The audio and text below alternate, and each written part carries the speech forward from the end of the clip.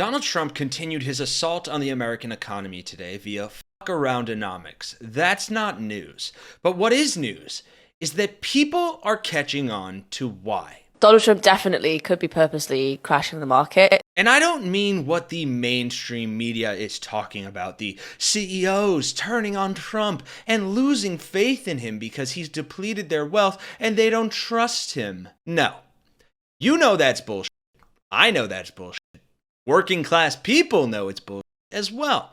And this video is about calling out that bullshit that we see happening before our very eyes. And whether you already know what I mean by that or you don't, this video is for you. Let me explain. I know you saw the title of this video, that's why you clicked on it. You saw that Trump Recession is a trending hashtag right now on Twitter, and something about someone finally saying out loud that Trump is crashing the economy for the rich spoke to you in your soul, because at your core, you know it to be true. This will reinforce that. But even if you already held that belief, you may not know exactly how that is playing out, or that you are far from alone in thinking so. This isn't conspiracy, this isn't conjecture, this is just how it is. Take, for example, this first Twitter post that says, yeah, it's the Trump recession. Thank you so much, you MAGA.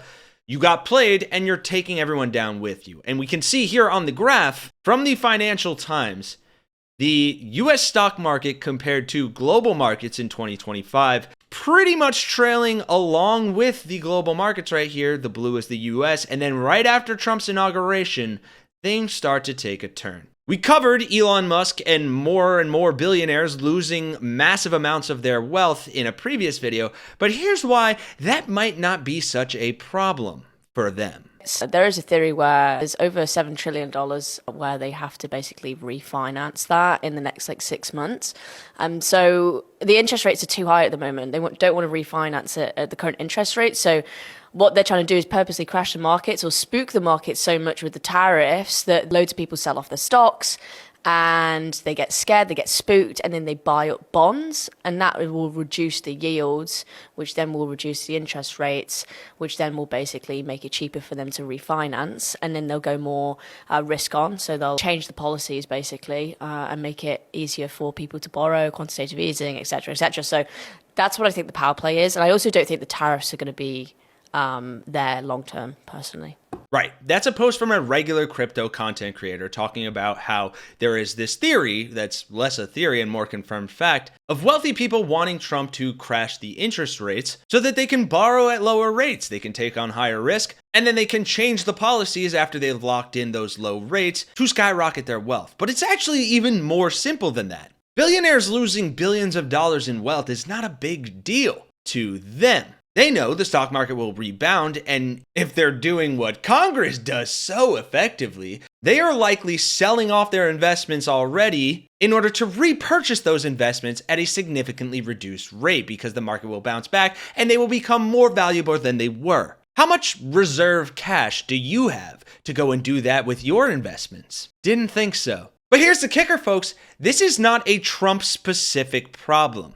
Though arguably it has been more egregious and blatant under his administration. But this is old school Republican Reaganomics. Just listen to this post from Now This Impact about exactly why 10 of the last 11 recessions happened under Republican presidents. Are you expecting a recession this year?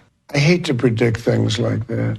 There is a period of transition. 10 of the last 11 recessions since the 1950s have happened under Republican presidents. The odds of that happening by chance are 1 out of 31, suggesting their policies play a large part. And Trump just admitted he can't rule out the possibility as economists warn a recession could be coming due to his actions. Republicans deregulate markets, allowing corporations and financial institutions to operate without safeguards. That's what economists believe caused the 2008 financial crisis. And Trump has launched one of the most aggressive efforts to to reduce federal regulations and oversight we've ever seen. Republicans also often pass huge tax cuts that favor the rich and corporations, which can cause economic instability and inflation because it increases the deficit without stimulating the economy. That's what contributed to the recession under Reagan. And now Trump is looking to fund tax cuts for the rich by adding $4 trillion to the debt. Republicans argue it'll cause economic growth as the wealthy are able to create more jobs with more money in their pockets. But data shows that's never been the case. Since 1989, Democratic presidents have overseen the addition of 50 million jobs, while Republicans have overseen just 1 million. But here's the thing, recessions make rich people richer. The wealthy can buy everything at a discount, and even if they lose money in the short term, they can invest in markets that'll increase their wealth as they recover. During the 2008 financial crisis, wealth at the top grew significantly while most Americans were suffering. The same happened during COVID-19. Billionaires in the US increased their wealth by more than $1 trillion, while most Americans lost income. That's why as the economy recovers from recessions, wealth inequality worsens. Some believe Trump is intentionally steering the US toward a recession to benefit wealthy people like himself. But either way, we have to stop believing the lie that Republicans are better with the economy because the data proves otherwise. They're better at making rich people richer and poor people poor. And therein lies the ultimate Trump grift, the ultimate Republican grift,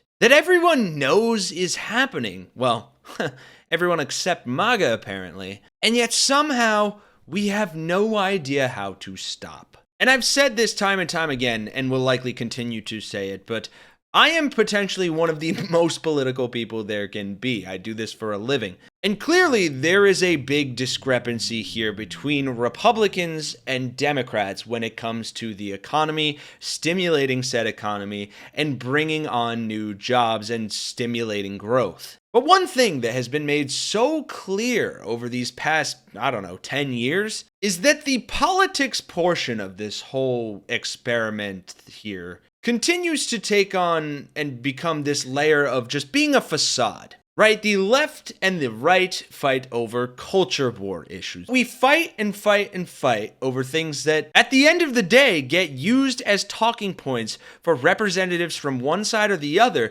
to distract us from the fact that people like myself are forced to live in conditions worse than our parents. That the economy sits at a precarious tipping point at all times based on the whims of billionaires and banks who want to dabble in derivatives for the fuck of it. And that while politics has really become a battleground of morality and truth versus fiction, at the end of the day, our political leaders on both sides, and the federal government as an idea, what it does, what it's supposed to stand for, they are all woefully inadequate at addressing the real problems that we as a human society face in the current post-capitalist landscape. I don't think I have to tell you that there has been an ongoing, historic transfer of wealth from the bottom, lowest class of people to the top 1%. If you've ever seen Bernie Sanders speak, you know that. And yet day in